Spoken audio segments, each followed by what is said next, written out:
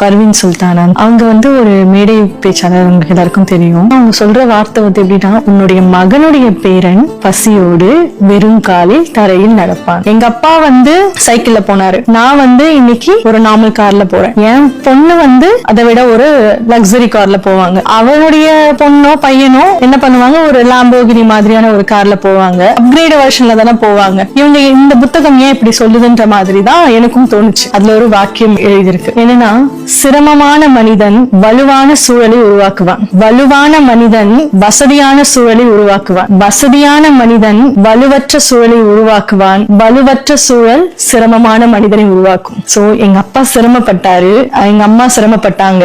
அவங்க வலுவான என்ன உருவாக்கி இருக்காங்க. இந்த வலுவான நான் என்ன பண்றேன், என் பிள்ளைகளுக்கு ஒரு வசதியான சூழலை நான் உருவாக்கி கொடுத்திருக்கேன். அந்த வசதியான சூழல் என்ன பண்ணும், ஒரு வலுவற்ற சூழலை உருவாக்கும். அந்த வலுவான சூழல் என் பிள்ளைகளுக்கு நான் வசதியான ஒரு விஷயங்களை நான் பண்ணி கொடுக்கறேன்ல, சோ அவங்களுக்கு அந்த வலி அவங்களுக்கு தெரியறது கிடையாது. அவங்களுக்கு கேட்டது எல்லாமே ஈஸியா கிடைக்குது. அதனால அவர்கள் பிள்ளைக்கு அதை விட ஈஸியா கொடுக்கறதுக்கான விஷயங்கள் தான் அவங்க பண்ணுவாங்க. அவங்களால உருவாக்கப்பட்ட மனுஷன் எப்படி இருப்பான்னு, சிரமமான மனிதனா தான் உருவெடுப்பான். அவங்க சொல்லும் போது ஒரு வார்த்தை சொன்னாங்க, இதை நான் படிக்கும் போது தரை அவங்க காலை விட்டு நகர்ந்தது அப்படின்னு சொல்லிட்டு, சேம் அந்த ஒரு ஜர்க் மூமெண்ட் தான் இருந்தது எனக்குமே.